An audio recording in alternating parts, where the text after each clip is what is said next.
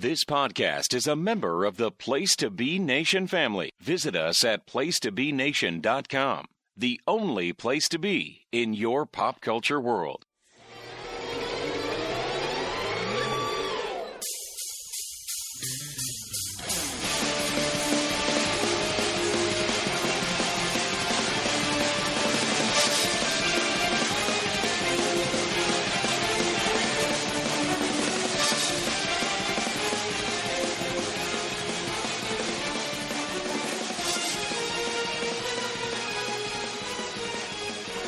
The Hard-Traveling Fanboys are back, ladies and gentlemen, after another week-long vacation.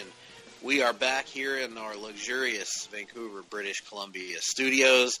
I am the perpetually ill, hopefully not dying Greg Phillips. With me, as always, is my hard-traveling compatriot, Nicholas Duke. Nick, how are you on this fine, nondescript weekday night? I'm doing very well, sir. I'm sorry you're still feeling under the weather, but I assure you, you're not dying. Let's not pull a David Sunday-like overreaction to a brief bout of illness here. You don't know that. You've not received a doctorate yet. Not yet, we'll see. but I will be receiving my doctorate in the near future. We'll see what I find out in the near future. It'll be my honorary doctorate from Gotham State University. Ah, yes, an honorary doctorate. You know who else had an honorary doctorate? Bill Cosby. Well, but that's neither here nor there. In any event, we are here in our luxurious and frigid Vancouver studios. Or is it frigid? Quite frankly, it's not for us to say, but we don't know necessarily or care. Our definition of frigid and your definition of frigid may be two different definitions. That's right, and it's our right to express those, just as it's your right to disagree, quite frankly. Now, what we have brought to you today is our monthly installment of Off the Page. This is where Nick and I look at a piece of comic book media that is not a comic book. And in this case, we're going to the small screen, and we're going to examine a little show that holds a special and dear place in the heart, in the cold black heart of Nick Duke. And that show is, of course, the animated Ultimate Spider-Man from Disney XD, I believe, is where this aired. And we watched we found, after some consternation, we found very low-quality versions of the first two episodes to watch online. After Netflix inexplicably removed all the Marvel animated television shows, but kept the standalone features apparently, which is strange. Yes, so Doctor Strange even. So we decided to take one for the team and watch this first two episodes of Ultimate Spider-Man. We wish we could tell you where to watch this for free or even for pay, but we can't. Maybe you can download it through iTunes or something like that if you want to watch it. But as far as watching it through a streaming service, I can't help you. I don't know where it is. But in any event, we watched Ultimate Spider-Man, and we're gonna review it. We're gonna get into the review here in just a second. But before we get to that, I'm getting a notification here. There we go. A little bit of that. Nick, are you? Huh? Well, yeah, go ahead. Are you getting the same notification that I am? It appears know. that our Ho-Ho Loon ticker is going haywire right now because, yes, Ho-Ho Loon still employed by World Wrestling Entertainment, ladies and gentlemen. Yes. Excellent news. Outstanding. Well, that's great. Well, this has been your Ho-Ho Loon update for the week, and we'll keep you abreast of the situation as it develops. But in any event, let's move on to talking about the somewhat controversial, somewhat unique Ultimate Spider-Man. Somewhat unique. The character of Peter Parker, the Amazing Spider-Man, has had quite his share of animated feature series over the years. Going all the way back to the 60s when he was first created, he's had several stabs at doing a cartoon. Of course, everybody remembers Spider-Man and His Amazing Friends from the early 80s. Yeah. That was a popular show. Then there was the 90s show just called Spider-Man, which I'm more familiar with. That's what I grew up watching. And it has its detractors as well, but I think overall a really good show. Yep.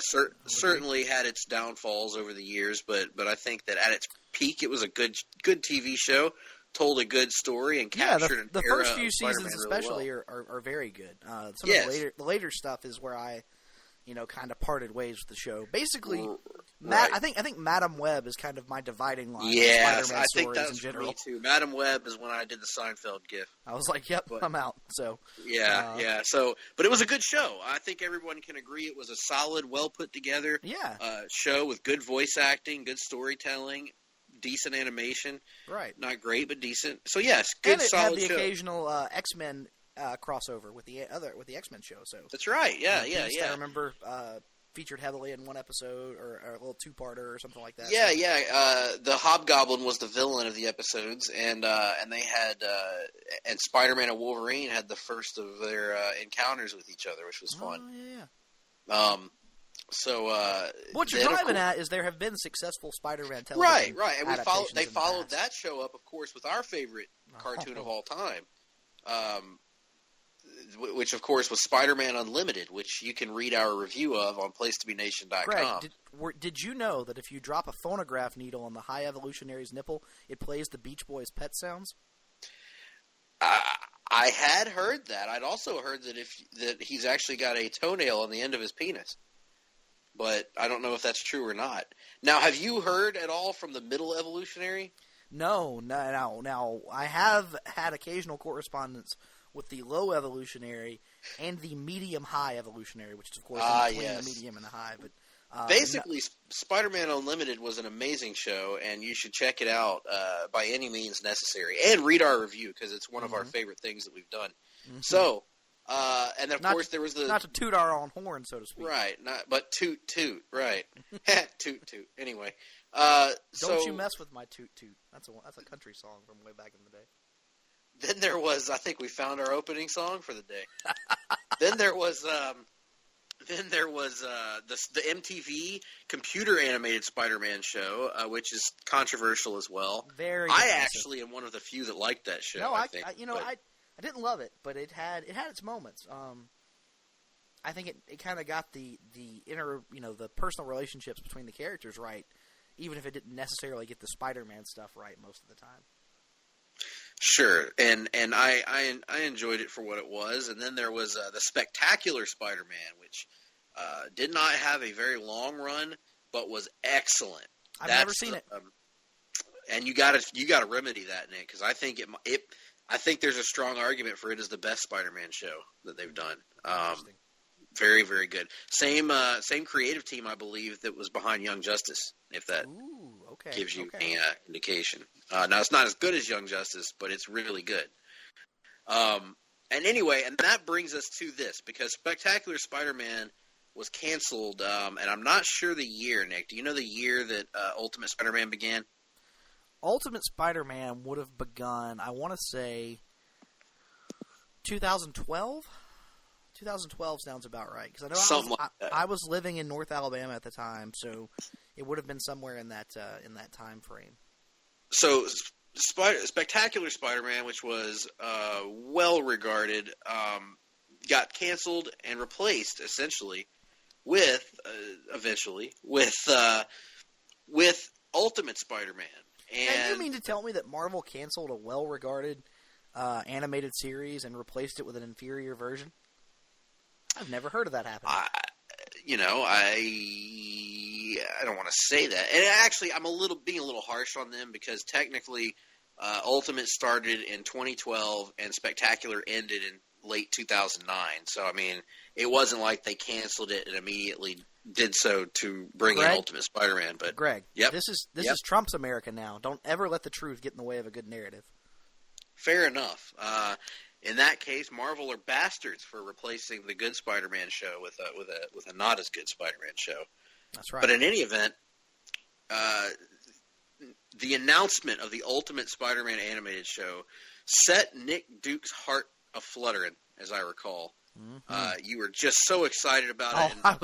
I was beyond excited, because how could you not be excited? Being the massive fan of the comic series that I am, and they announced the title of the show, and then they announced that they were getting Paul Dini and Brian Michael Bendis, who wrote the comic, to write it together. And of course, Paul Dini being one of the masterminds behind the greatest animated show of all time, Batman the Animated Series. And it sounded like there was no way this could fail. Bendis, in an interview, promised that the show was going to be a 50-50 split between new original stories and straight adaptations of the comic series. And with all of that and the might of the Disney Animation Studios behind them, how could it fail, Greg? How could it fail? Yeah, you might say it was too big to fail. Too big to fail. There was no way, with the talent involved, the resources that they're disposable, backing from a network that was going to, actually commit to the show. And that's one thing I'll say for the show. Unlike Cartoon Network, Disney has let their animated series, they've let them run. Apparently it's up over 100 episodes now, as they're getting ready to wind the show down here pretty soon. Basically because they're replacing it with a new Spider-Man show that's coming later this year, apparently. So that promises to be just as zany. Yeah, I think Marvel Animation is kind of like Bizarro World, because Brian Michael Bendis made a really bad Spider-Man show. Watch Dan Slott make a really good Spider-Man show. That's just the way it seems like it's going to happen. Well, I can tell you where I started to think in the interview process for this show, where I think they started to go wrong, is I read one of those Bendis interviews shortly before the show came out, and because the interview started to change. Like, the Bendis interview I'm referencing was early in production on the show, and as the show got closer to premiering in April 2012, apparently, I started to have some concerns. I was still very excited for it, but I had some concerns. I believe it was IGN reporter Roger Lopez Garcia Smith that asked Bendis directly at one point, is there going to be any appearance from the High Evolutionary on Ultimate Spider-Man? And Bendis refused to commit. Yeah, that's. And I think that was where the show. I started to think, you know what, this show could go wrong. And no Counter Earth either. No Counter Earth. That was just an Earth on the other side of the sun. On the other side of the sun.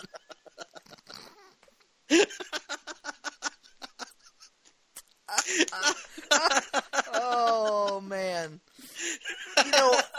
Spider-Man Unlimited is something we may have to revisit in a future podcast, just to go back and walk around that world once again. Because we should pick up where we left off in our review and watch the rest of the series and live God, podcast it. The whole show? Not the whole show. Just we can do a series on it. Remember Counter MJ? Even though Peter was married in the show and he just forgot about his wife. He just forgot about his wife because Counter MJ was there. Everything was Counter, but it was the same. Oh. No, because there were giant animals running around. Bestials, remember? Yes. My mutates. Yes. High Evolutionary with his white beard. Unintimidating presence. And the same chase scene that went on for 2 episodes. They just reused the same stock footage. It was beautiful. And at this point, our Ultimate Spider-Man review has turned into a Spider-Man Unlimited review. Venom and Carnage just without a host body working together. And turning into pools like the T2 from, or like the T-1000 from Terminator 2. Oh, Lord. Anyway, back to Ultimate Spider-Man. So Nick and I watched the first 2 episodes of the series for tonight's episode. And this was called With Great Power, I believe, or just Great Responsibility, one or the other. The first episode, it was a 2-part opener. The first episode was called Great Power, and of course the second episode was called Great Responsibility. Yes. Well, the premise of this show is that Spider-Man has been active for about a year. We know that based on some context clues given by Nick Fury later on. And the fact that they literally pop up a calendar on the screen as Spider-Man is talking, and it shows a calendar, and a Spider-Man face drops in on each month to signify that 12 Spider-Man masks on top of a month-long calendar makes 12 months, which makes a calendar year. There you have it. And so it's made clear that, yes, damn it, Spider-Man's been active for a year. And he's apparently been carving out his reputation as Spider-Man. J. Jonah Jameson already hates him. Flash Thompson loves Spider-Man but hates Peter Parker and keeps shoving him into lockers. And it's your basic Spider-Man origin. Spider-Man's active. They go through the origin really, really quickly, talking about what happened to Uncle Ben, and they don't show it, but they mention it in passing. And he clearly has a reverence for Uncle Ben. They introduce you to Aunt May. They introduce all of the basic Spider-Man stuff, and I have to say, honestly, Nick, rewatching this to this point, getting through all the actual Spider-Man stuff. Pretty good, I thought. I was like, you know what, that's not half bad. I'm not going to go as far as you did. I will say that it wasn't as bad as I remember. The first episode is essentially Spider-Man exposition. Like, it's pretty much Peter Parker telling you the entire story of Spider-Man. Right. Which I thought was an effective setup. You have to do that in the first episode of a show, and I thought they did okay with that. And anyway, so Spider-Man's been he gets recruited essentially by Nick Fury of S.H.I.E.L.D. as Fury is trying to bring Spider-Man into the S.H.I.E.L.D. fold for reasons that are not revealed until the second episode. And he claims that he wants to help Spider-Man become the ultimate Spider-Man, a better version of himself, because the first episode opens with Peter and the Trapster having a big battle in the streets of New York, and the end result is that there winds up being Trapster glue everywhere and damage caused and just a lot of calamity going on, and Nick Fury is not happy with the way that Peter handled the situation, even though he was able to defeat the Trapster. He's upset that so much collateral damage happened in the process. Right. He's not being an efficient superhero like Captain America or Iron Man, who would have taken care of it much cleaner and quicker. So Fury tries to recruit Pete. Pete's not happy about that. He's like, he's happy about it. He's honored, but he doesn't want to do it. So he goes back to high school, and at this point we get, they get into an attack on Peter's high school by the Frightful Four, although only 3 of them are there because of the Trapster being one of them. Not to be confused with the Trickster, Aaron Rodgers. Anyway, nope. You're not. Nope. Breathing all of Tom Brady's air. You're not going to draw me into it, Greg. I'm not going to do it. You can try. I mean, it's a solid A for effort on your part, but I'm not. We're not. Nope. In any event, didn't appreciate it. Didn't appreciate it. That's right. In any event, Fury tries to recruit Pete. Pete doesn't go for it. They get attacked by the Frightful 3 at this point. And which, of course, is Thundra, the Wizard, and Claw. Claw, yes. Yeah, because when you're doing a Spider-Man show, Greg, one of the things that's most important is when you have one of the deepest rogues galleries in all of Marvel Comics, is you don't want to pull from any of those classic rogues. You want to go straight to characters like the Trapster and Thundra and the Wizard and Claw. Don't really want to go to the well of Rhino or the Sandman or the Scorpion or I don't know, basically any Spider-Man villain. Well, there's plenty of time for all those. You have to show, that Spider-Man can handle these guys on his own, but he needs to become the ultimate Spider-Man to do it properly. Mm-hmm. And in fact, that's actually, if I recall correctly, that's one of the things that causes him to end up accepting Nick Fury's offer to join S.H.I.E.L.D. Because, yes, that's the ultimate premise of Ultimate Spider-Man is Spider-Man joins S.H.I.E.L.D. and leads a team, as we find in the second episode. But that's not even what makes him join S.H.I.E.L.D., Greg. If you remember, there's a throwaway line at the beginning of the episode is that on the way back to school, he's like, I need to swing by and get Aunt May a cake. And he forgets to get Aunt May's cake. And that night when he shows up back home, Aunt May asks about the cake, and he apologizes to her. Then he goes to her room, and he's like, and he looks in the mirror, and he goes, "Oh man, I let her down again. If I can't keep from letting her down, how am I going to save everybody else?" So because he forgot a cake, he needs to join S.H.I.E.L.D. essentially.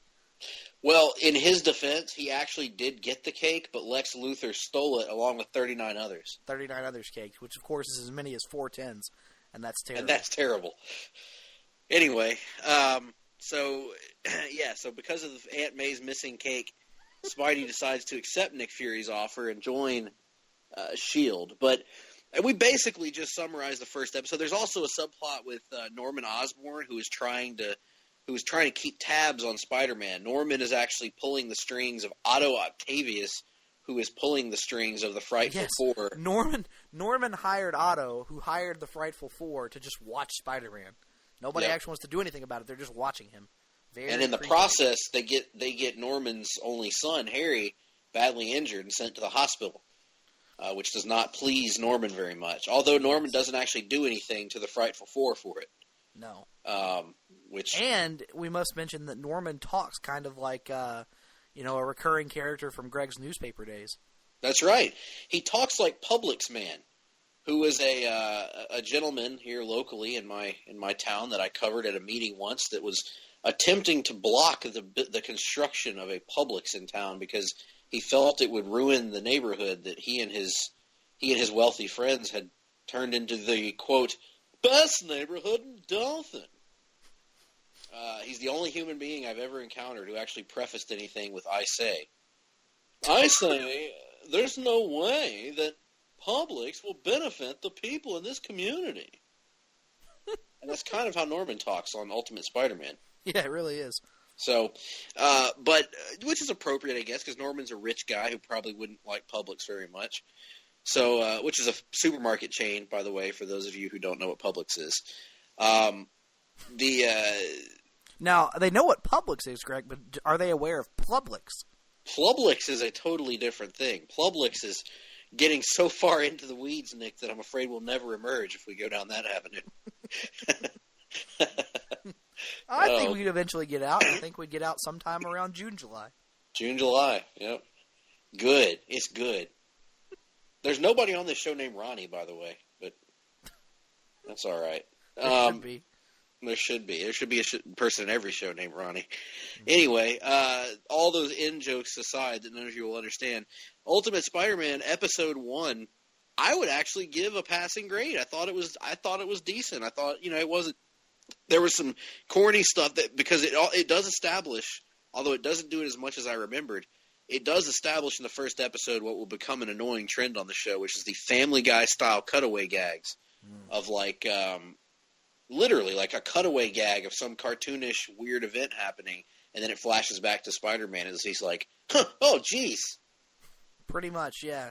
I'll say thumb squarely in the middle on it, because there were some positive elements. One thing we didn't talk about, the voice casting they kind of set up. In the biggest coup this show could have possibly pulled off, they actually have J.K. Simmons reprising his role as J. Jonah Jameson from the Sam Raimi live-action Spider-Man. Oh, yeah, he's great. He does the animated version of J. Jonah here, which is fantastic. And they have Stan Lee as Stan the janitor at Peter's high school, and he's pretty much senile and walks around talking about having arguments with Irv Forbush and stuff like that, which is a hell of an inside reference for a kid's television show. It's outstanding. Yeah, I mean, Stan Lee, arguably the star of the show, to be honest. Even though he's in like 2 scenes. Yeah, he steals he steals the show every time he appears, though. Oh, and other notable voice actors would include Chi McBride as Nick Fury and our beloved Tara Strong as the voice of MJ. That's right. And even though I don't know if he appeared in episode 1, they also managed to get Clark Gregg, the live-action Phil Coulson, to voice Phil Coulson on the cartoon. Yes, he appeared in episode 2, but yeah. Gotcha. So, strong voice cast. I thought the animation was good. Really smooth. Yeah, that's one thing I was going to say is I think the biggest thing that surprised me is how good the animation was. I guess because I was so bothered by pretty much everything else about the show back when I swore it off forever. I had forgotten the animation was actually of a relatively high quality. So yeah, big shout out to the animation there, which we knew that. I mean, Disney is notorious for fantastic animation, regardless of the creative quality of the show. So that comes as no surprise.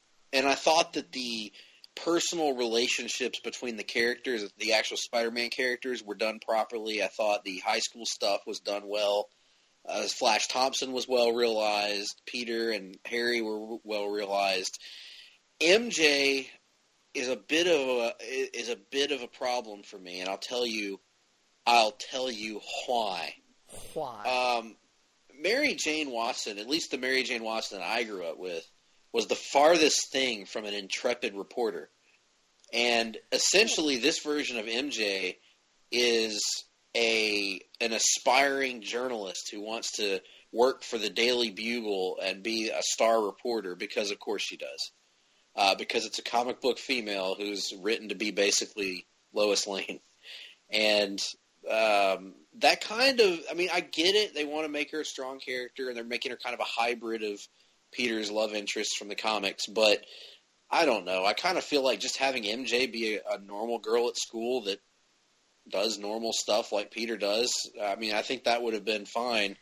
Not that being a reporter is not normal, but it's just it feels like such a distinctly non-Mary Jane Watson trait. So anyway, to be fair, the ultimate version of MJ in the comics did eventually have some aspirations of being a journalist, and she actually had one very notable storyline where she was investigating the death of Ultimate Peter. She basically blamed Nick Fury for a series of miscalculations and poor decisions on his part that led to Norman Osborn being in a position to be able to kill Peter. And so she was writing this long expose on, all these things that Nick Fury had done, and was doing a very good investigative job. And there's a great scene in Ultimate Fallout that is, Fury knows she's writing this, and he finally goes to confront her. And she pretty much just, lets out all her, sadness and frustration, lashes out at him because she's bottled up all her emotions after Peter's death. And Fury just stands there and takes it. And then, at the end, instead of, taking away her report, he says, "You publish that if you want to because every word of it's true. It's absolutely my fault." So there were some comic book precedents for having this version of the character have an interest in journalism, although it was not there from the start the way that it was portrayed in the show. Because when we're introduced to MJ in the show, she pretty much is already trying to, go work for J. Jonah Jameson and putting up flyers requesting an interview with Spider-Man, which is certainly a unique approach in 2012, putting up flyers to do anything. Yeah, so you might say that in the comics, Mary Jane was Nick furious about Spider-Man's death. You might say that, I suppose. No, I did say that. You said that, not me. I did. I just said Let it. the record show that pun is 100% yours. I'll take it. I'll own it. Also, you can't talk about her like that. She's my girlfriend. I just did. Yes. Anyhow, let's move on to episode 2, I suppose we should. Because episode 1 was, you went thumbs in the middle. I went thumbs in the middle, leaning up.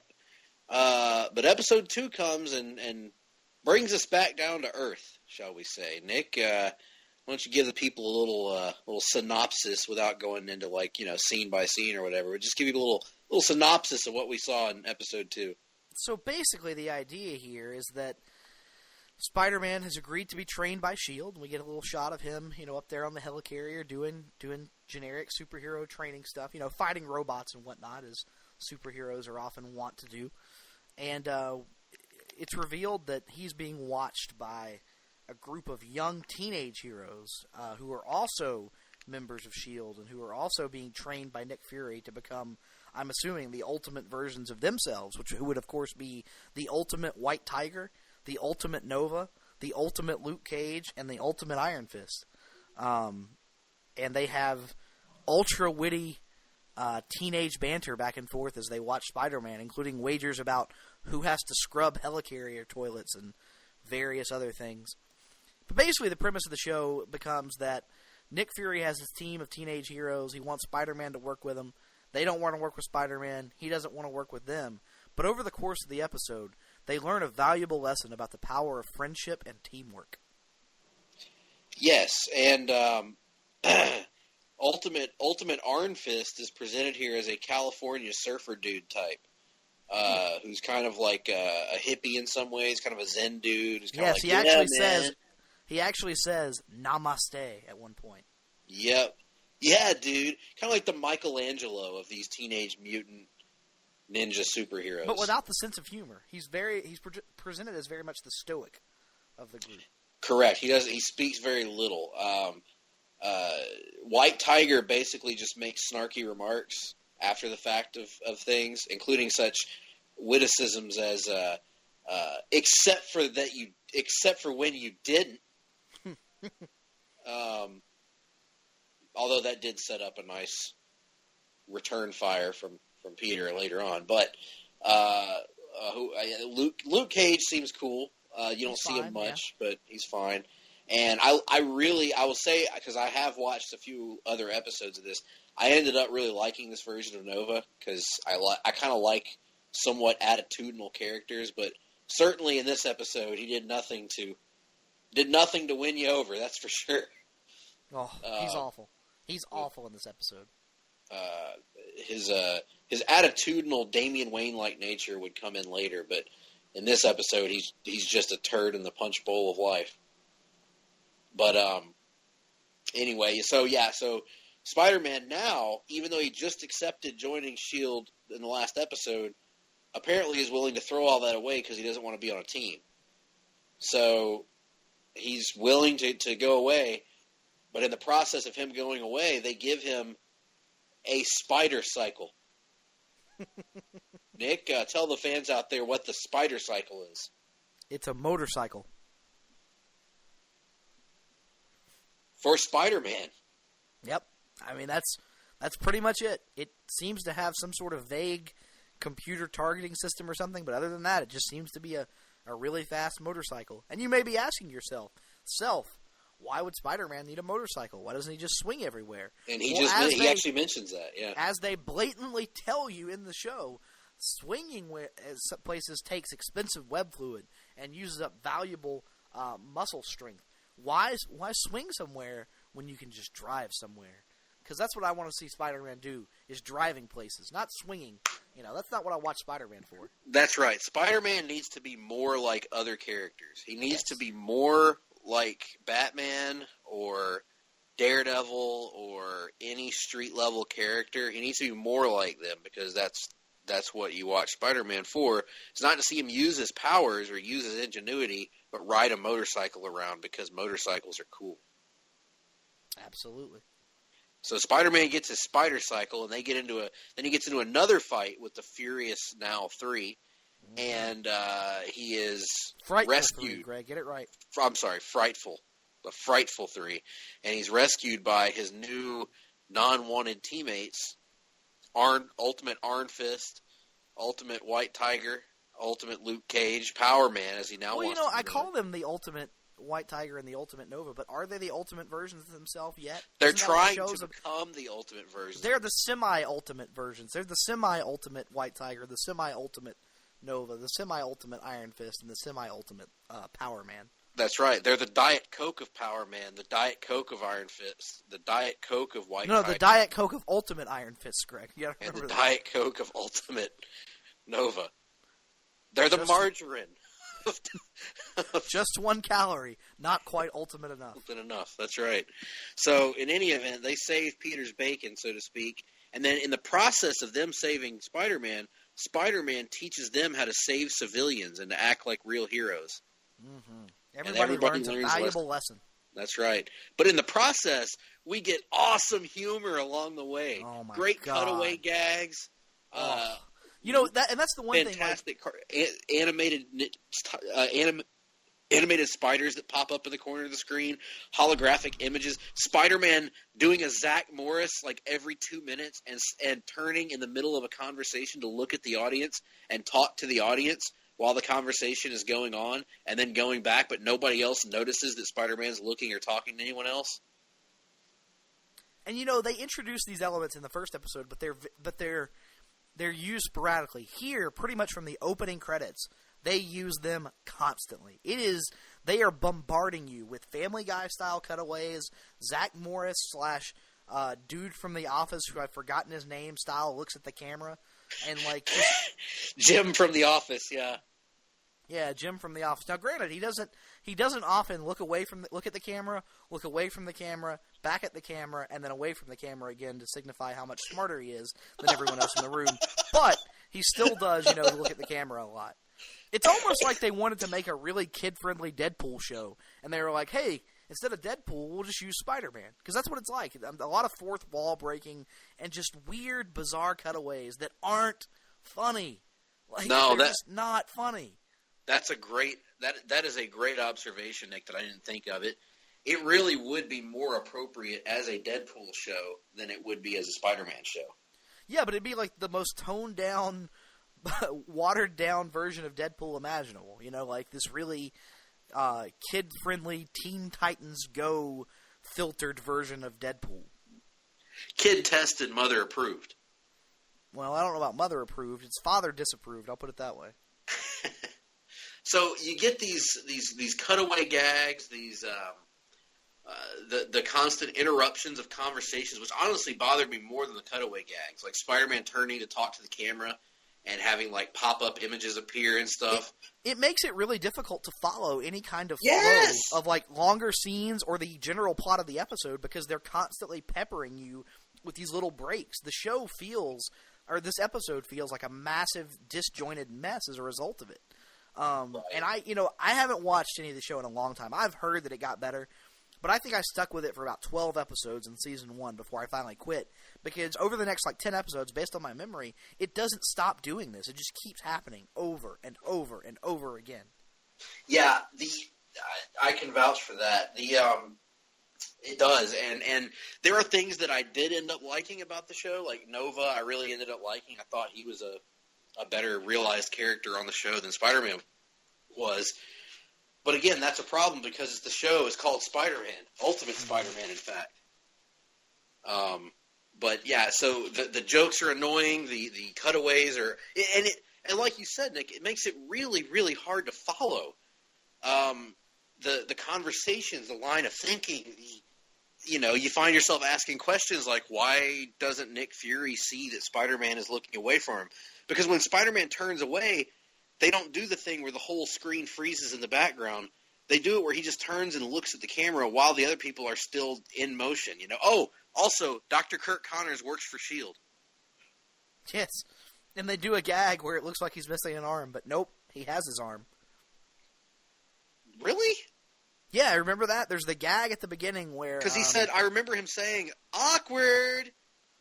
No, the awkward was when he accidentally dropped the web parachute over him and Nick Fury at the end.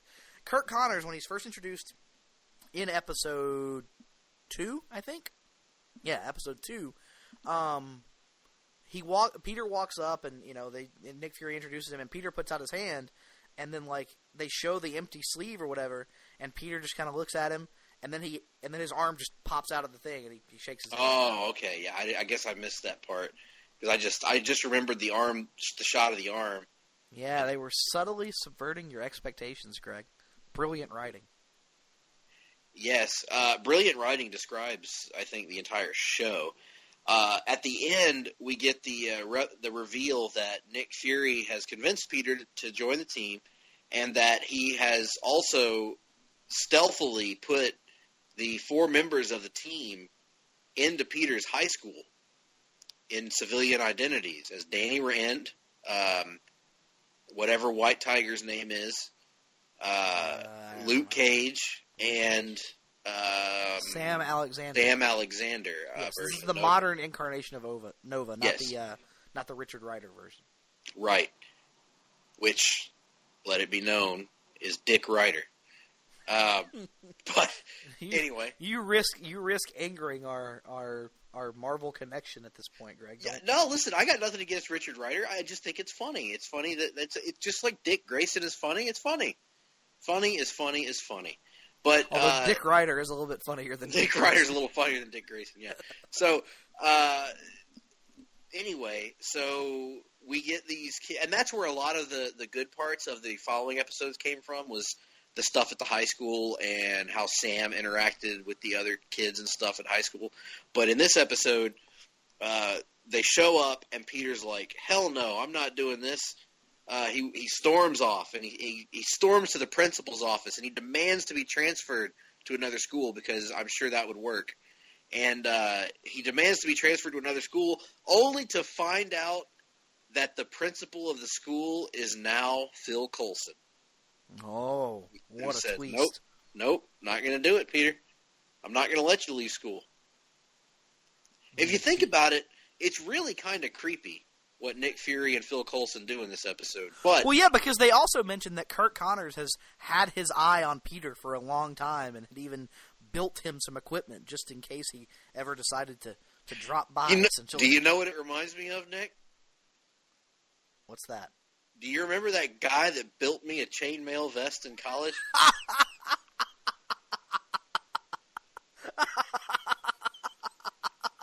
Oh, my God. Yes, I do. Yes, I do remember that.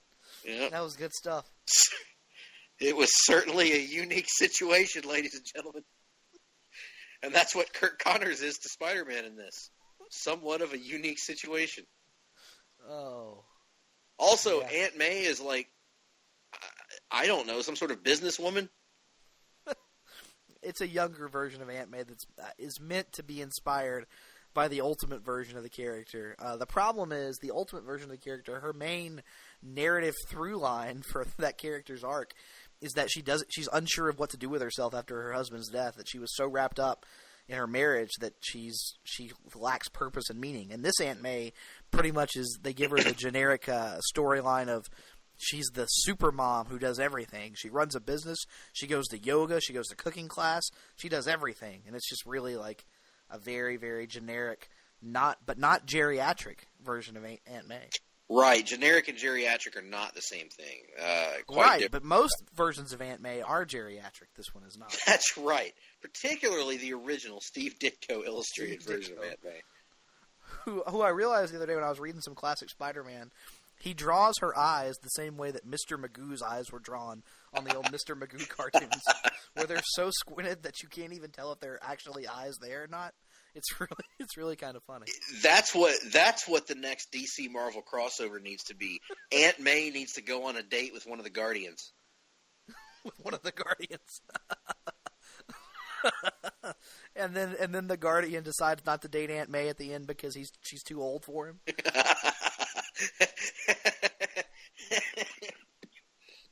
It's revealed that it was Aunt May's hand at the beginning of the DC universe. Man, we have got some Aunt May revelations now between her hand at the beginning of the DC universe and us finding out that Ben Reilly was the Dustin or Hooch all along. We have made some discoveries about Aunt May over the last few weeks. Yes, that's true. And in any event, there is no dust from a Hooch or otherwise on these 2 episodes of Ultimate Spider-Man. But Nick, what the hell does that even mean? I don't know. It was an attempt at a transition. As you know, Nick, this show is quite divisive in the fandom. Is it controversial? Is it unique? I didn't know that. I don't know. I know that I think it's a steaming pile of horse shit, but I didn't know that other people had strong opinions on it. Well, a lot of people just feel neither way about it, and some kids like it. I know. Many this doesn't people really sound controversial at all. Then dislike it, don't like it. Many people don't like the show, and after watching episode 2, it's hard to disagree with that. I mean, I will say this for it though, Nick. I don't think this is as bad as much of what we've reviewed on Off the Page in the past. In terms of now, okay. Let me put it in context. If we're looking at the bad stuff that we reviewed, is it as bad as Ninja Turtles: The Next Mutation? You got to remember, when we reviewed The Next Mutation, though, we reviewed 5 episodes, so it was like shit on earth. Good Lord, what were we thinking? The first episode was part of a 5-part story. We felt like we should watch the entire story. Lord Almighty. That features Splinter on the astral plane. On the astral plane. And the horrible disfigured turtle faces. Oh. And Venus de Milo's turtle boobs. Venus de Milo with Leonardo trying to hit on her, even though it's implied that they're siblings. Oh God! Man. But no, anyway. We've reviewed stuff like Ninja Turtles: The Next Mutation, the aforementioned Spider-Man Unlimited, Hulk and the Agents of Smash, which is far worse. Far worse. Yes. Far worse. Yes. At least this seems to have a basic understanding of who Peter Parker is and like kind of how the character works. Unlike Hulk and the Agents of Smash, which pretty much doesn't understand any of the characters it's attempting to use, especially She-Hulk, as we discussed in our column way back when. That's when we need to revisit, probably, is Hulk and the Agents of Smash. Oh, yes. That was fun, tearing that apart. That was a lot of fun, because it was just such a bad show. Oh, it really was. Paul Dini also involved with that one, though. I mean, like, it's like our guy is I don't want to cast aspersions on him, but, it makes you wonder if he hasn't entered into a little bit of that Jeff Loeb territory, where now whenever Jeff Loeb does anything, it's pretty much always terrible. Well, I would put it this way: is it possible that it's Jeff Loeb syndrome, where it's a guy that is a genius at writing DC characters, but just doesn't get how to write Marvel characters? That's possible. Yeah, I mean that seems to be the case anyway, because I haven't seen anything from his Marvel work that would suggest that he has a real ability to write entertaining Marvel television, which we know isn't the case with his DC stuff. So, yeah, I mean, I would agree that it's not as bad as some of the other things we've I had to but make it a is comparison, still awful. Yeah, if I had to make a comparison, I would say this is kind of like another off the page that we did, which was Spawn the movie. It's bad, but you look back on it and it could have been even worse than it was. So, it's one of those that it's bad, but it's not, on the one hand, it's not the worst thing ever. But on the other hand, it's almost a negative that it's not that bad, because it's not one of those so bad it's good shows either. So, Yeah, and I think there's a certain element kind of, there. for me anyway, it's very much like the Green Lantern film, in that I think my expectations were so high that my memory of it is worse than the reality of it. Right. But, again, after watching episode 2, I would say the Green Lantern movie was better than this for sure. Oh my God, yes. I mean, again, basic understandings of characters. Something that, I just don't understand why animated series these days treat kids like idiots. Like, they sell into that pre-existing notion that kids can't pay attention to anything, that they can't follow anything, and in doing so, by adding these cutaway gags and this constant, series of quote jokes unquote, it actually makes the show more disjointed and harder to follow than it would be to just give a kid a straight up scene of dialogue or something. I don't understand the general approach to kids animation these days. I agree with that completely. I think that it's a bit of a self-fulfilling prophecy, as you hinted at there, that, well, kids have short attention spans, so we're going to give them something that will be designed for a non-existent attention span. Right. And it just perpetates it, because now, kids granted, this doesn't go as far down that hole as Teen Titans Go does. I don't know if you've ever caught any of that, Greg, but that is, it is the most ADD show you'll ever encounter. Right, and I think it's fine to have shows like that, but I think that the problem is that it's so hard to find shows that are deeper than that for kids, that have like something like Young Justice, which had a notorious following of both adults and children who would watch it together, and rarely had anything as slapsticky or dumb and over the top as anything contained in these first 2 episodes of Ultimate Spider-Man. Precisely, and I think that the issue, obviously, we're not the target audience for a show like Spider-Man, but I think the issue is that there used to be a lot of variety in the marketplace, and there's not anymore. Right. It's kind of a one-size-fits-all approach to children's television, which, is not as fun as it was back when we were kids, when you had a pretty wide swath of styles of animated shows, depending on what you wanted. If you wanted wacky and zany, you could watch something like Bonkers or I don't know, Darkwing Duck or something. If you wanted serious and dark, you could watch Batman. If you wanted just a fun superhero serious adventure, X-Men, you know. But anyway, we're suffice it to say, not recommended is Ultimate Spider-Man by us. No, not recommended at all. And let's hope that Dan Slott can surprise me and give us a good Spider-Man show later this year.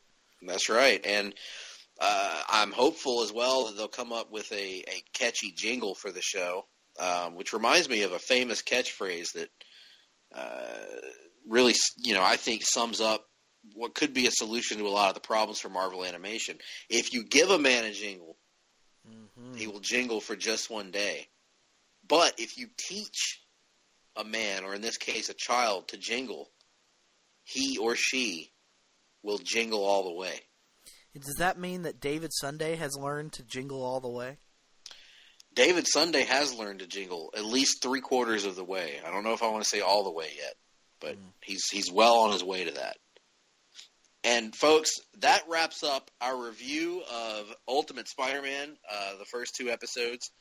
If you do, for some unknown reason, want to watch this show, good luck. But just type Ultimate Spider-Man Episode 1 in the Google machine and let your conscience be your guide from there on out. That's right. And other than that, we hope that you stick with us through the break. When we come back, we'll have your usual reading and watching, your rundown of the news and notes. Got a few notable things to talk about, and of course our bottom books. And other than that, we hope you stick with us through the break.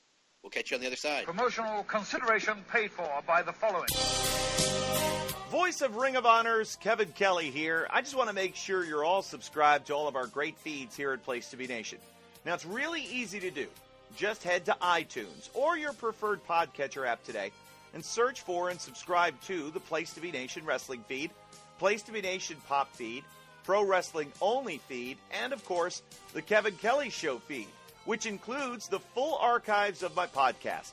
Subscribe, listen, and then rate us and leave feedback today. And, of course, as always, enjoy all the great action of Ring of Honor Wrestling and everything presented to you on PlaceToBeNation.com. Place to Be Nation's JT Rosero here, and I want to let you know that we have a ton of great podcasts available to you on iTunes, Stitcher, Google Play, and PlaceToBeNation.com, and we offer them to you across 2 great feeds. On the Place to Be Nation Wrestling feed, you can check out Scott Criscolo and me on the Mothership, the Place to Be podcast, with our famous Vintage Vault pay-per-view reviews. PTB also covers current-day wrestling with the smash hit Clotheslines and Headlines, our steady veteran main event, and the beloved monthly pay-per-view reaction shows with immediate feedback on all pro wrestling super shows. Relive wrestling's past with our monthly pay-per-view rewind series led by Ben Morse, the always contentious Dangerous Alliance podcast, and Survey Says, a fun look back at the good, bad, and ugly of WCW.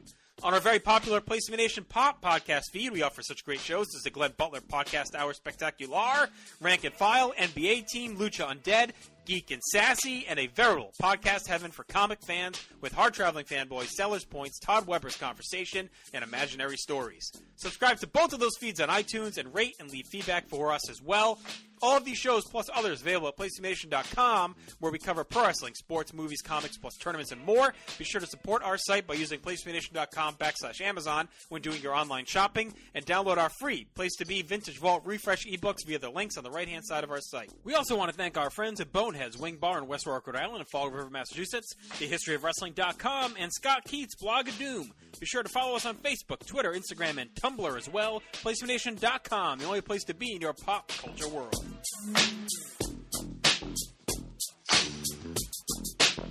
The PWO PTBN feed has changed its name, now known simply as Pro Wrestling Only, so it should be easier to find and indeed to say.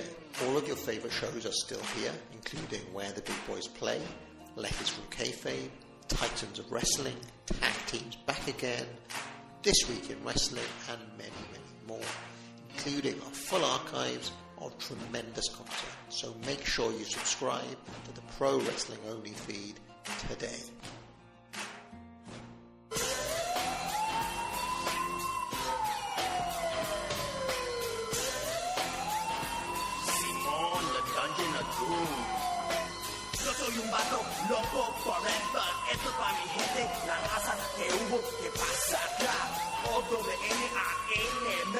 the doom. Bad luck, southern is a fear, misery and gloom. RD, ain't there, don't stop. It's a one-nick southern and I'm ready to rock. RD, ain't there, don't stop. It's a one-nick southern and I'm ready to rock. Welcome back, ladies and gentlemen. Hard-Traveling Fanboys, back in the hizzy. I'm sorry, I won't do that ever again. Please don't. We are back. And it's not a hizzy. It's the luxurious Vancouver, British Columbian studios. That's right. I don't want to sully its reputation. Although, to quote my hero, K-Dog, where my dog's at, where they at? I know that you're getting senile in your old age, but you are not currently on Survey Says. This is Hard-Traveling Fanboys. Oh, I'm sorry. There goes my Alex Wright impression I was going to do. In any event, we are back, and we're here to hit you up with our usual array of weekly features, and we're going to start things off with our rundown of the news and notes, otherwise known as...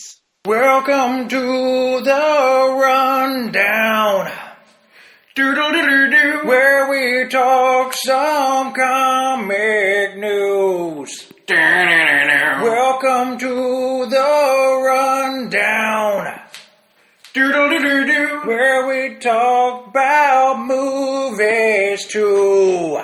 That's right, folks. We are here with the rundown, and let's get cracking with the news that probably got our hearts pumping probably the most, I would say, over the last couple weeks, which is the revelation that we finally got some movement on the long talked about, much bandied about, and cynically approached by us Green Lantern reboot film, known only as Green Lantern Corps. This week, there was a report that came out that from Deadline, which is a reputable source, that Warner Brothers is moving forward with Green Lantern Corps, and it will be written by David Goyer and Justin Rhodes, based on a story that's co-written by Goyer and Jeff Johns, who will serve as the producer of the film. And we learned that the film is going to focus on two Green Lanterns, John Stewart and Hal Jordan, and it's described by Deadline as, quote, lethal weapon in space, end quote. Everything about that lit my world on fire the other day, because I have been advocating for months on various podcasts, that, as well as online, that lethal weapon in space is the way to go with this movie, to make it palatable to a new audience, to emphasize teamwork above everything else, and the fact that it's almost, if done properly, an inverted lethal weapon format, where the veteran is the loose cannon, in this case Hal Jordan, and the rookie is the by-the-books, getting too old for this shit guy in John Stewart. So it's like a young Murtaugh and an old Riggs together. I love this concept, Nick. I'm really excited about it. What are your thoughts? No, I mean, the concept sounds great. I mean, we knew that it was going to feature multiple Green Lanterns. We weren't sure which one, so getting the confirmation that it's Hal and John, I think, makes a lot of sense. Having Jeff Johns involved with something Green Lantern related, that is certainly positive news. The involvement of David Goyer is somewhat, controversial. It's conflicting because he was involved with the Nolan Batman trilogy, which is, the pinnacle of the superhero genre, in my opinion. Genre. But, he was also involved with, some real turds in the punch bowl of life. And it's just, it's difficult to know. The future looks unclear, as the Magic 8 Ball might say, when it comes to David Goyer's involvement. But, all things considered, the Deadline report does say that Warner Brothers is, quote, aggressively moving forward with the movie, which is a good thing. But I have to be honest, Greg, I still am not completely convinced that I ever actually get to see this movie, because we are one Justice League bomb away. Yep, a lot can change between now and then. Yeah, from the dreaded reboot button, and I will be very, very disappointed if that happens, because I think it would reinforce the false notion in the minds of the Warner Brothers executives that the problem only is the Batman character. sells. Right. Yep, that's a concern for sure. I mean, hey, maybe if Justice League does flop, maybe they'll reboot it and just do a Green Lantern universe, and we'll get a Hal movie and a John movie and a Guy movie and a Sadly, I would think after the events of 2011, that would be highly unlikely. That's correct. In any event, hopefully, but if they did scrap the rest of the DCEU, The Rock would no longer be attached to play Black Adam, and then could play Guy Gardner. Whoa! Ooh, I like the cut of your jib there. Very interesting. Very interesting. Well, speaking of jibs and cuts. Actually, that's really not an appropriate. I was going to say, once again, that doesn't have anything to do with anything. In any event, Free Comic Book Day is coming up, as many people know, later this year, here in just a couple months. And we're starting to find out some of the titles that are going to be released. And got to be honest, DC is putting out a couple reprint comics of some stuff that's already out there, I guess to whet people's appetites to get the trades or whatever. Marvel is coming in with 2 new stories for the relaunch of All New Guardians of the Galaxy, which is a new Guardians of the Galaxy book that's going to be much closer to the movie than what came before it, which was a Kitty Pryde-led version of the Guardians of the Galaxy, I believe. Well, Brian Michael Bendis had done a several-year-long run on Guardians and had the team kind of have a shifting roster during his tenure with the characters. And the most recent... not the most recent, but the incarnation prior to the most recent incarnation did have Kitty Pryde, yes. And we're also getting a new Defenders series, written by, I believe, Jerry Duggan. And no, the Defenders series is being written by Brian Michael Bendis. Oh, by Bendis, yeah. And the Guardians is written by Jerry Duggan and drawn by Aaron Cooter of Action Comics and Defenders New is Guardians. Defenders, which is going to be an ongoing series that's going to debut after Free Comic Book Day, is going to be written by Bendis and drawn by longtime collaborator David Marquez. So, very positive news on that creative. And it will feature the lineup from the television Defenders. Yeah. Right. Daredevil, Jessica Jones, Luke Cage, and Iron Fist, which is notable because, as a lot of people know, Bendis had a very well-received and acclaimed run on Daredevil way back when, and so this will be kind of his unofficial return to the character, and then also pairing him, with Jessica Jones and Luke Cage, 2 characters that I would argue Bendis writes better than anybody. So this Defenders book has me very interested. I'll put it that way. Yeah, I think both of these moves are good, smart moves. I think Guardians having a static roster is a good thing. I think having the Guardians roster be at least somewhat close to the movie, although in this case it'll probably be identical to the movie, I think that's a good move and makes sense since you're likely to get some people trying out books. And I think Defenders, for a lot of people like me, Defenders is a group name that doesn't mean much. I don't really know who the Defenders have been in the past, so I'm interested in possibly reading this because I love the TV shows so much on Netflix. So, yeah, pretty exciting. Definitely looking forward to giving these a chance. I think Defenders will probably be more up my alley because Jerry Duggan has not in the past done stuff that I loved. So, but we'll see. I mean, he writes pretty good Deadpool, so maybe he'll have that kind of irreverent tone in Guardians. We'll see where that goes. But we want to mention that to you folks because that's coming up around the corner and always a great time to get new people into the comic book shop and maybe expose them to the medium. I think that's why some of us would like for DC to take better advantage of Free Comic Book Day than they do. Marvel is stepping up to the plate this year, so good on them. Yeah, and they did it one time. I still remember Blackest Night Zero being a highly anticipated Free Comic Book Day. And it was terrific. Yep. They should do that again. But, to transition from talking about Marvel series that are going to be beginning after Free Comic Book Day, I suppose we should also mention... For every beginning, there is an ending.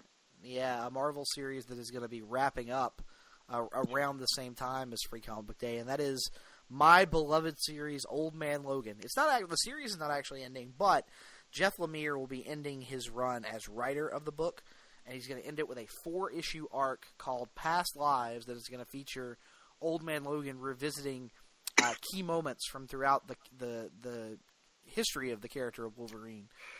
Sadly, apparently this last 4-part arc will not feature art from Andrea Sorrentino, so it looks like March will be the last month for Sorrentino on the book. He will still be doing covers, but Eric Nguyen will be doing interiors for the final 4 issues. So, Lemire and Sorrentino, probably my favorite creative pairing in comics right now. It's sad to see them leaving another book, but I am hopeful that there will be future collaborations between the two. But unless the new creative team, which has not been announced yet, Knox just really wows me, this is probably signaling the end of my time as a regular reader of Old Man Logan. Jason Aaron and Esad Ribic.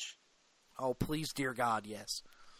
Probably my second favorite creative pairing in all of comics right now. So, yeah, which granted they haven't worked together in like 2 years now, which sucks. So, how many issues did Lemire and Sorrentino do of Green Arrow? Do you remember?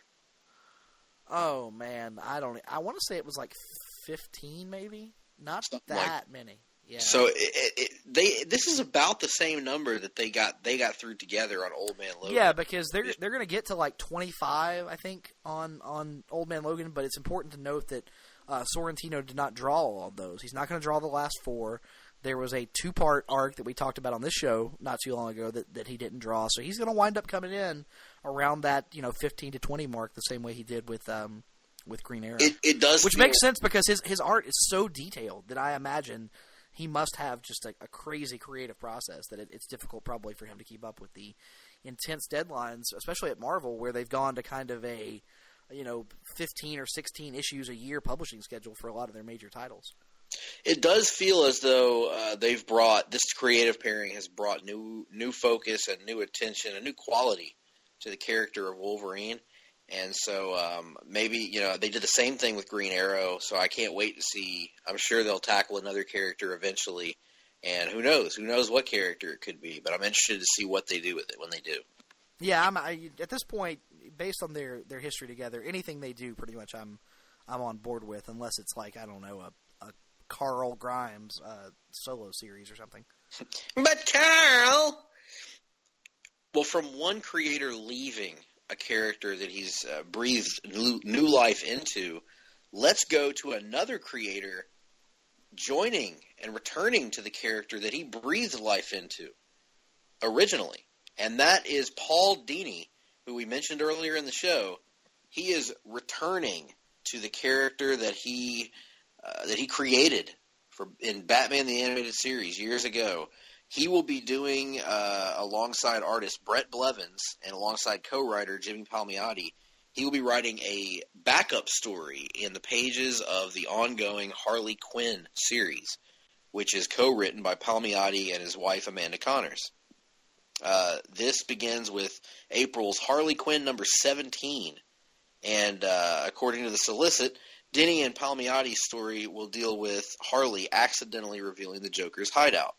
So they're still going to have the Amanda and Jimmy series, but this is going to be a backup.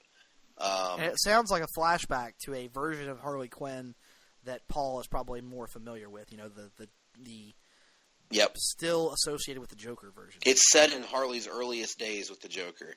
Right. And listen, nobody writes Harley like Paul Dini. I mean, he is the Harley writer. Ultimately, I mean, Jimmy and Amanda do a good job. I was going to say, although Jimmy and Amanda have kind of, helped the character surge to a level of popularity that she'd never really had before. So that's true. Some might disagree with your statement, Greg. Some might say. Quite frankly, I'd suggest they have a right to go to hell. No, I'm just kidding. Actually, I got nothing against that. It's a very valid argument to have. As JR has told us many times, Nick, we have a right to our opinions, even if they're wrong. Even if they're wrong. Absolutely. Well, we wanted to mention that. It's a great little feel-good story. But let's get on to something that some view as a feel-good story, and some of us don't view as a feel-good story. And that is the monthly DC Rebirth titles, or at least several of the monthly DC Rebirth titles are increasing to $3.99 from $2.99, with the caveat that they are now including digital access codes the way that Marvel once did. We went over last podcast the story of Marvel doing away with the digital codes in their books, and a move that largely didn't affect Nick and I. In this case, it's almost the opposite, where they're adding the digital codes for an extra $1 to the comics in a move that ultimately is going to hurt from our standpoint, because I'm somebody that I don't really deal with the digital codes. Never did. Even when I bought Marvel titles, I wouldn't really care about the digital code or even notice it. But I do notice that extra $1 taken out of my wallet. So this is going to affect some changes unless Nick and I are talking about working out a little deal with each other to get around this. But this, on the surface, this could very well affect some of my pull lists. For those wondering, the $3.99 price tag will now apply to, and I'm going to exclude one book from this because it's the exception. It's actually dropping in price. But the books that are included in this are Batgirl, Batgirl and the Birds of Prey, Batman Beyond, Batwoman, Blue Beetle, Cyborg, The Hellblazer, New Superman, Red Hood and the Outlaws, Super Sons, Supergirl, Superwoman, Teen Titans, Titans, and Trinity. Now, the other book that I didn't mention is All-Star Batman, which is actually dropping from... That is not confirmed. That has not been confirmed. What has been confirmed is that the digital code will now be included in that issue. There's no confirmation on a price drop. All right. Well, you got the scoop on that, sir. No, but it's I'll give you the titles right now that I'm pulling that are affected by this. Blue Beetle, which will probably be off my list now. What else here? Super Sons, which is going to stay on my list, but probably at the expense of something else, unless we work out a deal. Titans, and actually that's it. Trinity and Teen Titans. I've read Trinity, and I've read Teen Titans, but I haven't been pulling them. So as of now, this could knock one book off my list and one book getting rearranged. Nick, how does this affect you, and what are your thoughts on the move? You know, I've also been in talks with Russell Sellers about potentially working out some deals. So, you know, there are negotiations ongoing currently to possibly mitigate some of the effects of this. Yes. But, you know, right now the books that I'm reading off of this list: All-Star Batman, Batgirl and the Birds of Prey, Teen Titans, Titans, and Trinity.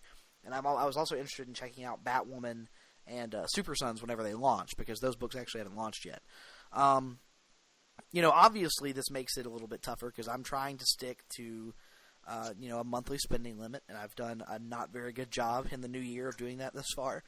And plus, when you couple that with, like we mentioned earlier, that Defender series from one of my favorite writers, Brian Michael Bendis, that's getting ready to launch, which I would like to check out. It just makes it all the more difficult to budget in this day and age. But hopefully, you know, I'll be able to work out some deals with you or Russell and be able to maintain my current level of DC reading, because while there are titles that I enjoy, you know, less than others, I don't really want to drop any of my books. So, you know, we'll see how it goes. Indeed so. And likewise with me, as our negotiations go, we'll have to keep up with that. But in any event, that brings an end to the rundown. Our look at the news and notes from around the comic book world, and that can only mean one thing, folks. And that one thing is that was the end of the rundown. But it can also mean another thing, which is that it's time for Read down and watch out. What you been reading and watching? What you been reading and watching? Oh, listen to those dulcet tones. Reading and watching. Ha! That's right. It's time for this section.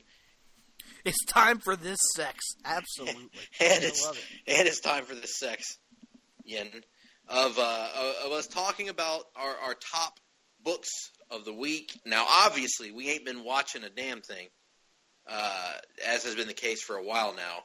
But we got good news on that front, don't we, Nick? Because our stories come back next week. Our stories come back next week. I had forgotten they came back next week until you told me earlier. So we're gonna, you know, we're looking forward to our stories being back and us being able to, you know, get caught up in all the soap opera-y superhero drama once more over on the CW. That's right.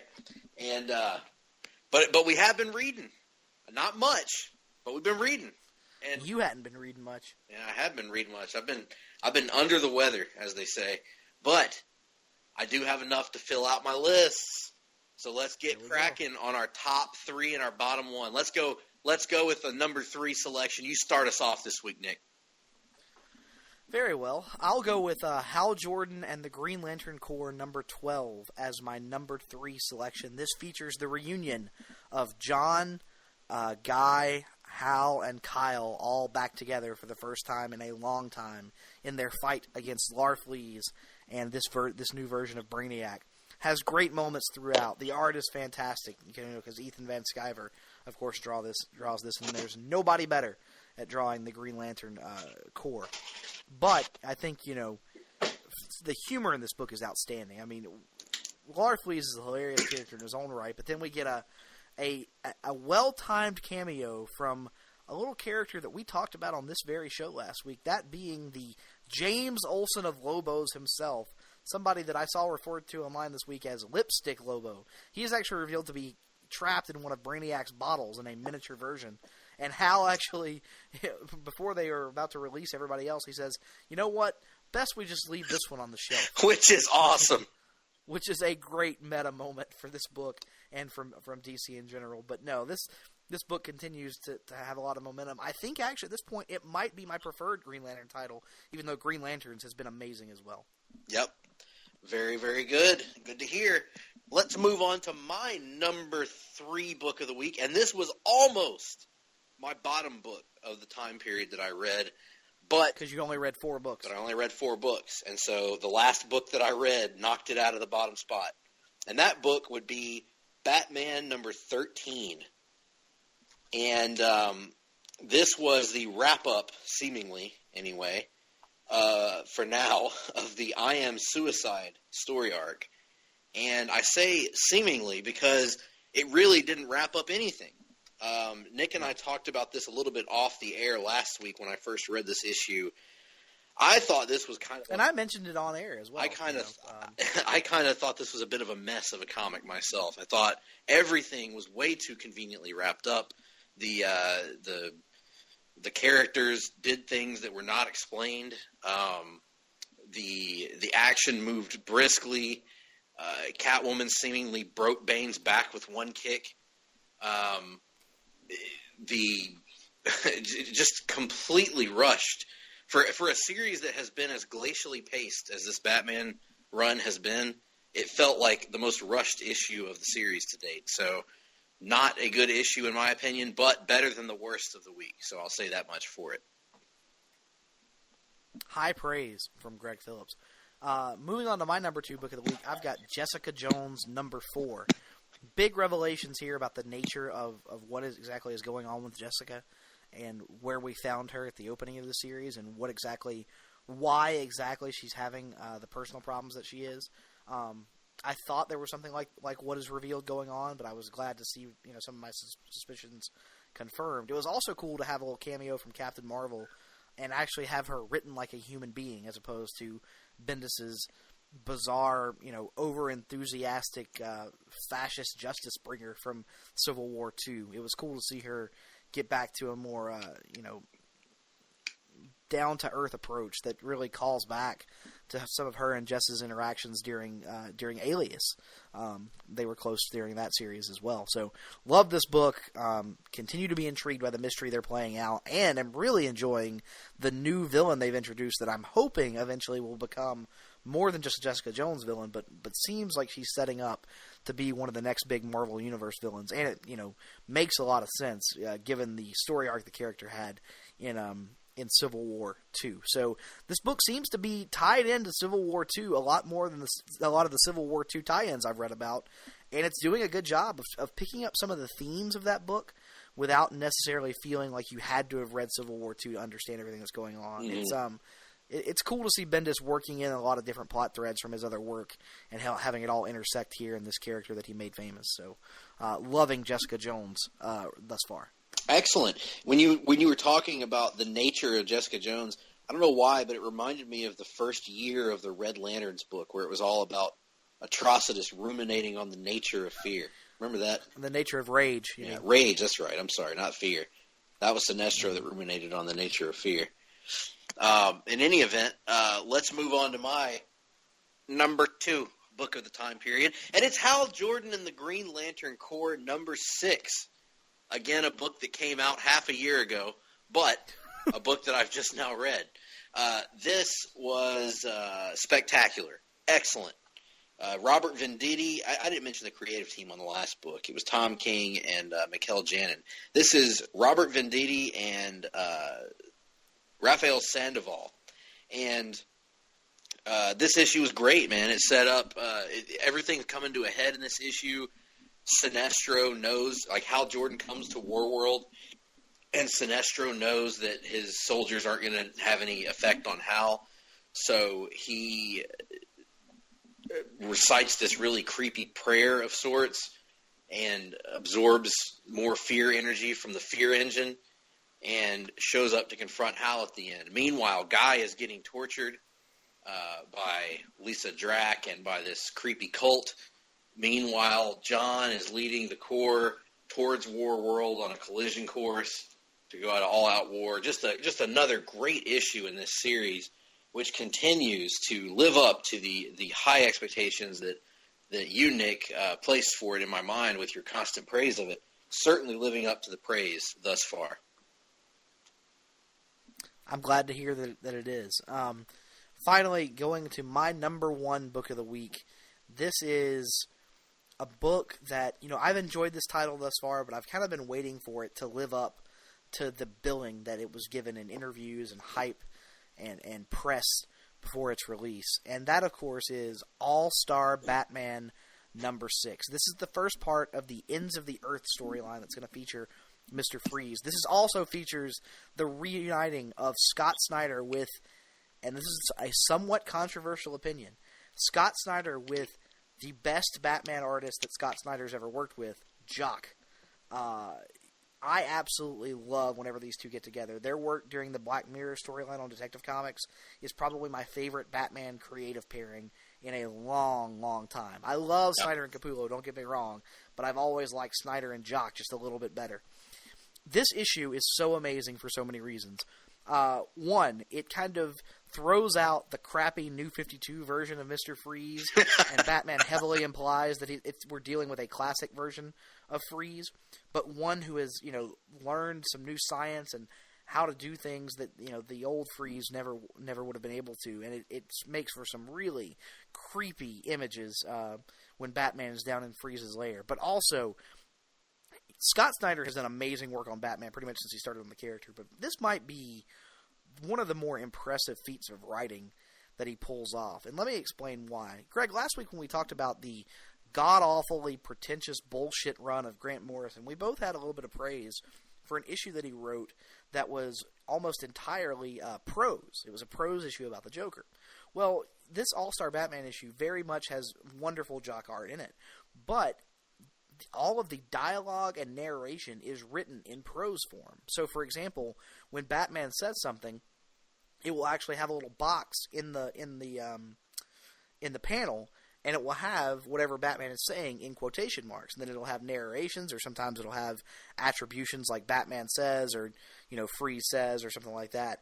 And it gives it this really literary feel that is among the most impressive and beautiful bits of writing that Snyder has done with the character. I absolutely loved the hell out of this book.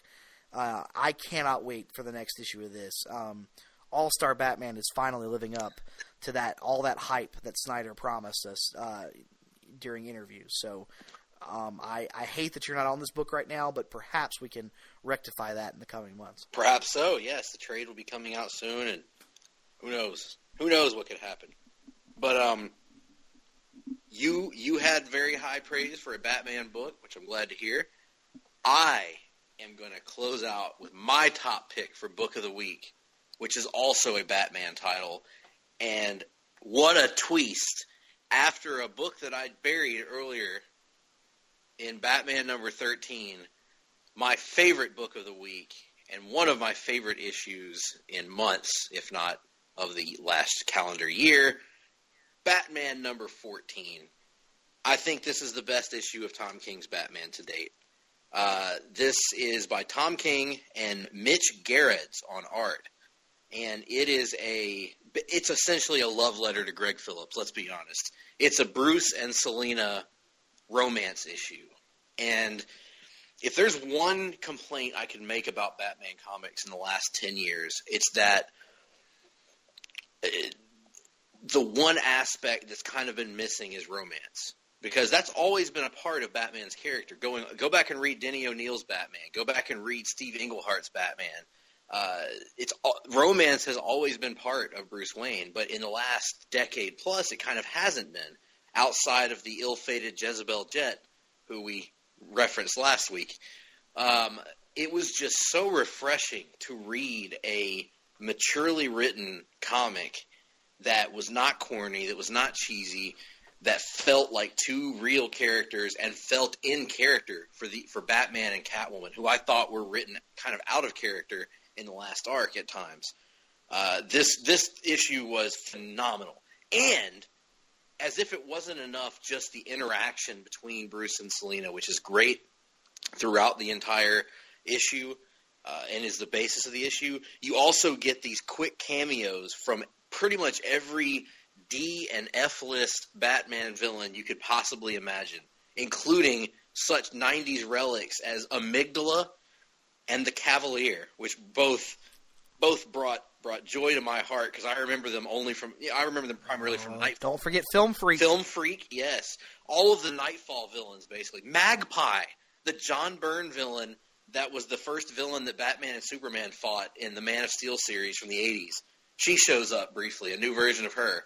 Just a cavalcade of classically campy Batman villains, and they're taken out in style. And King is even smart enough to continue a running gag throughout his series with Kite Man. Hell yeah. So just an excellent work. And damn it, I tell you, I say this every few months, Nick, just when I think I'm out, Tom King drags me back in. So I'm back in for at least another few issues on Batman, and hopefully they can live up to the standards set by this one, because this was excellent. Yeah, you got another part of the story to go. I just picked up the most recent issue of Batman Today, I just picked it up on this nondescript weekday on which we are recording this podcast, right. And so I will have thoughts on that to share with the listening audience on next week's show. Absolutely. Well, should we move on to our worst of the week, or should we go to quick hits, or what? Do you have any quick hits? I have no quick hits. Oh, God. All right. Well, I'll do my quick hits, and then you can do your worst. All right. All right. Very quickly, as best I can. Wonder Woman number 14 wraps up the Year 1 storyline in very satisfactory fashion. I am very sad to see Nicola Scott leaving the book, but she went out on a relatively high note. Titans number 7. Reunion of Wally West and Superman, but which one thing I didn't realize until this happened, Superman is one of the only characters who actually vividly remembers Wally because they share a memory of a previous Earth. So it's interesting to hear their discussion of what it's like to live on this new planet. Action Comics 971, the latest issue of the Men of Steel storyline. I enjoyed this one a lot more than I have enjoyed recent issues of Action Comics. Big thumbs up here. The Amazing Spider-Man Renew Your Vows number 3. The first issue was mostly about Peter. The second issue was mostly about MJ. This issue is mostly about their daughter Annie, and loved seeing kind of how she is this perfect combination of her parents. Peter's, she's got MJ's attitude, but with Peter's desire to constantly help people, and it's great to see. Justice League vs. Suicide Squad number 4 reveals the return of a classic DC villain / concept that I'm glad to see back, and even if it wasn't quite the earth-shattering revelation that had been teased in interviews, but it's still a cool concept I've always kind of liked. Batgirl and the Birds of Prey number 6, shockingly emotional. Great Huntress stuff here, and I say that as someone who's not typically the biggest fan in the world of the Huntress character in the comics. Detective Comics 948, this is co-written by James Tynion IV and Marguerite Bennett. This is because this is part 1 of the Batwoman Begins arc that is going to lead directly into the Batwoman solo title that Bennett is going to write, and I very much enjoyed this one. It was an intriguing look back at some of the early days of Batwoman and kind of how her relationship with her father has kind of defined who she is. Let me ask you this, Nick. Is Liam Neeson expected to show up in Batwoman Begins? Sadly, no.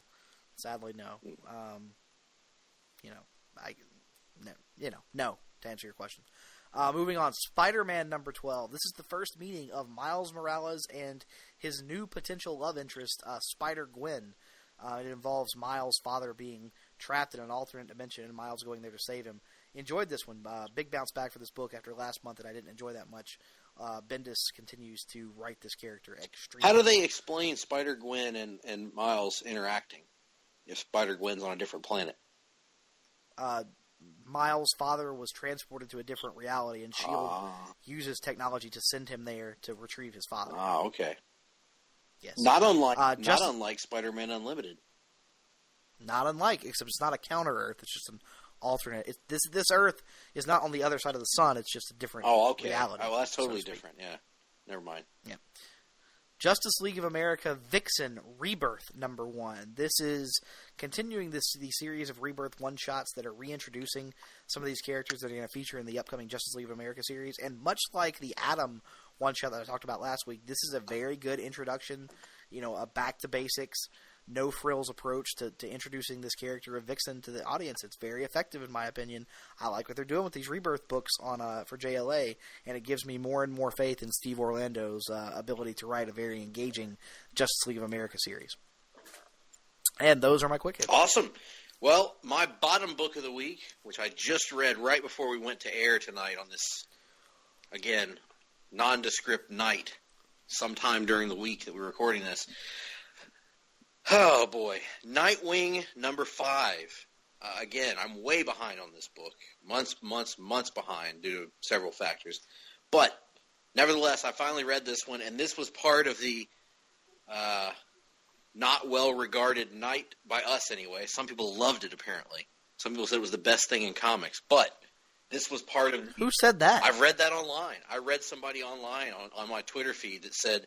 If you're not reading Night of the Monster Men, you don't love comics. So, in any event, I read Night of the Monster Men, or at least this part of it. What a god-awful crossover. What a boring, corny, stupid crossover that, again, does nothing to establish anything of value for Dick Grayson in his own book. Just not good. Not engaging, not interesting, not well-drawn. Not badly drawn either, but just not, the art's not spectacular. Who's the artist on this book even? I gotta dig this book out of my pile here and find out who the artist was. He wasn't bad, but let's see. The penciler is some guy named Antonio is his last name. I'll open the book and see what his full name is. But the book is just not a good fit for the Batman characters. They're whining about, now I didn't read part 1 of the crossover because it was in a book that I wasn't pulling, but they're whining about how big these monsters are, and they're bigger than anything that's ever attacked Gotham.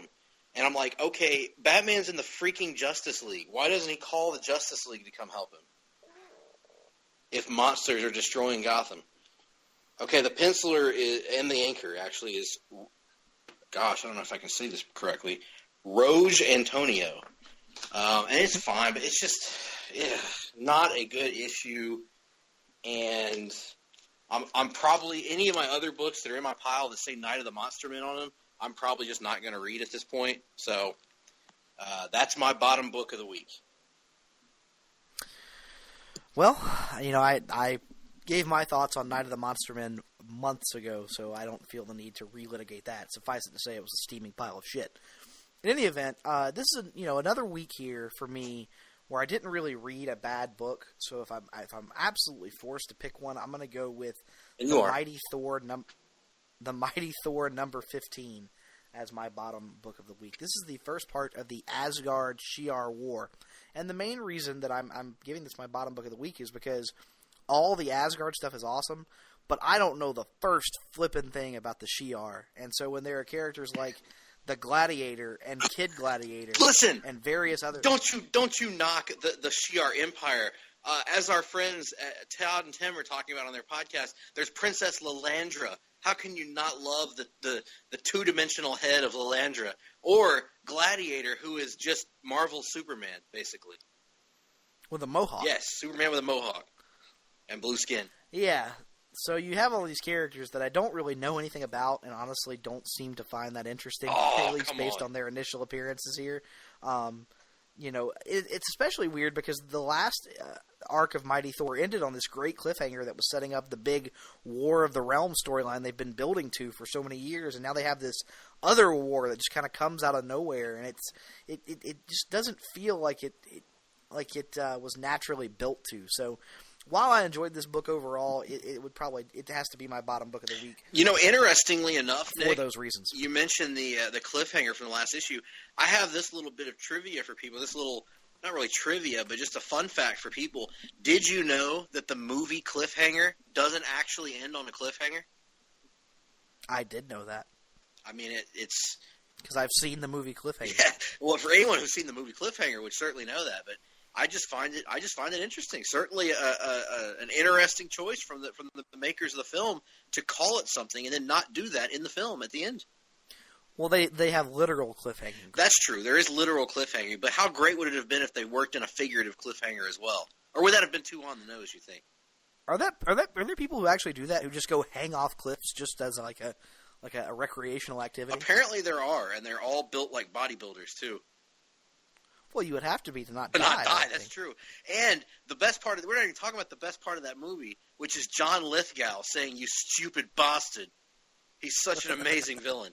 Anyway, that is, some would argue that that's not related to comics in any way, but that's just what some might say. Speaking of comics, and we talked about this off the air as well, one of the questions that Nick and I, or at least I, not Nick doesn't have anything to do with this, one of the questions I would like to pose to the listening public out there, because Nick doesn't have an answer for me, when is IDW or Dynamite or some company like that, Dark Horse even, or Marvel or DC for that matter, when they going to make a Jake and the Fat Man comic?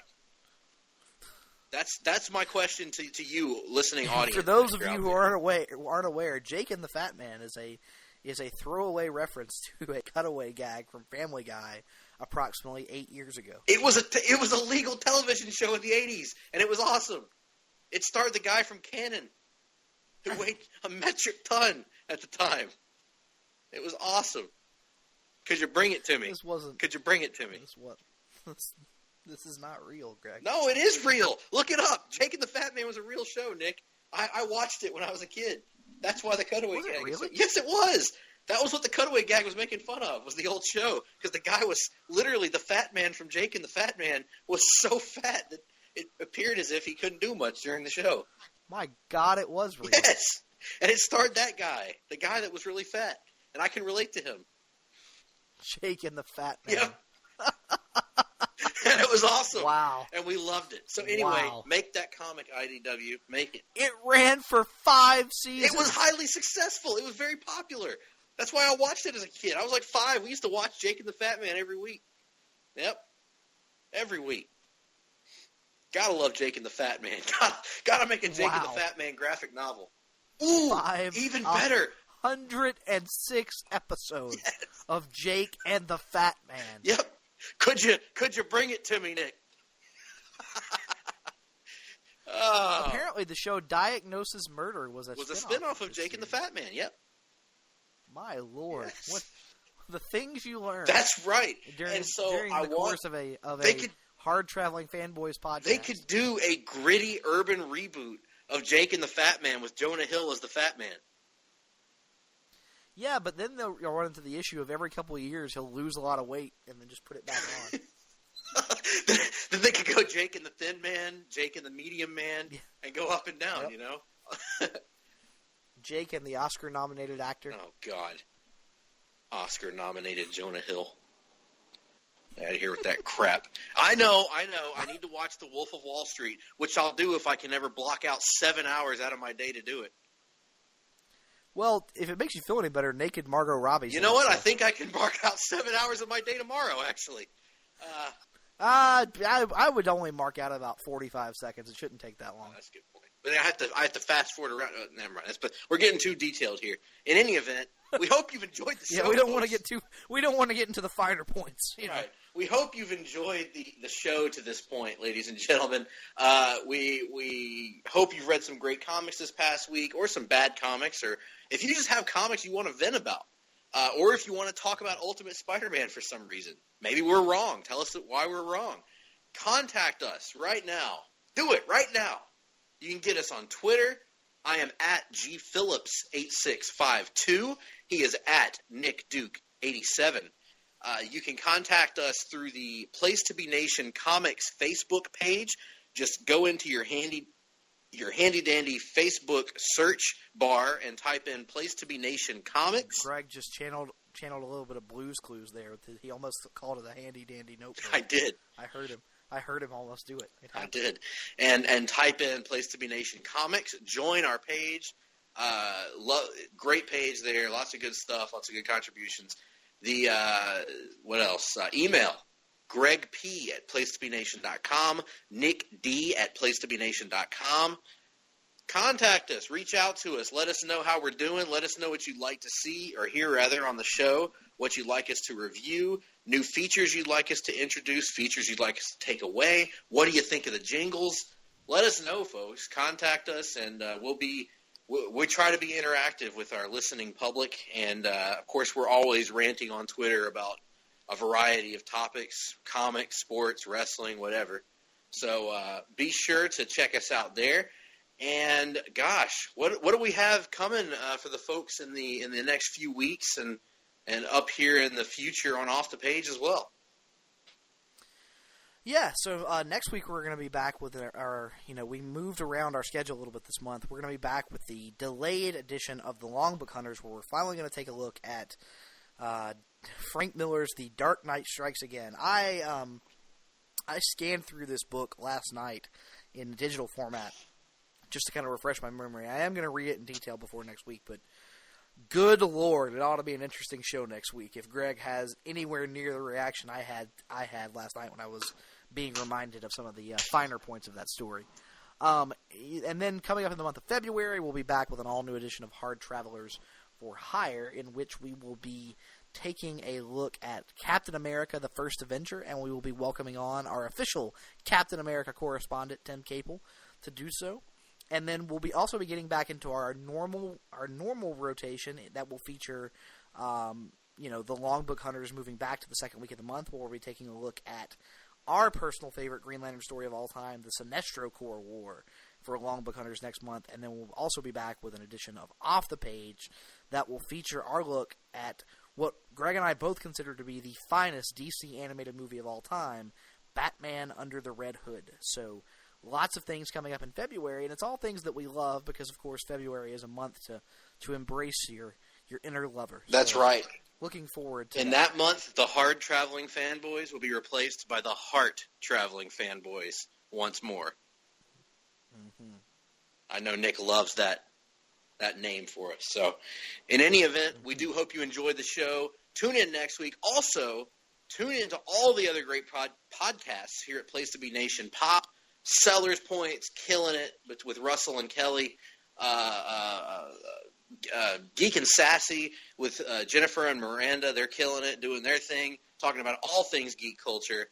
And, of course, the continuing Conversation Comics with Todd Weber and Tim Capel as they're chatting about the legendary Chris Claremont, John Byrne run of X-Men comics that kind of, in many ways, set the blueprint for modern comics. It kind of changed the game and to this day remains probably the best run of X-Men comics of all time. And then we've also got Imaginary Stories. We've also got, what else is on the feed? Lucha Undead, of course. The Glenn Butler podcast, Our Spectacular, which recently dropped a new episode. And the NBA team, yes, absolutely. Can't skip out on those. We're getting ready for the big down the stretch run of the NBA season, heading into the All-Star break and into the postseason after that. So a lot of good stuff on the horizon here at Place to Be Nation Pop. In the meantime, go read some comics, go watch some Jake and the Fat Man, and join us next time here at the Hard-Traveling Fanboys.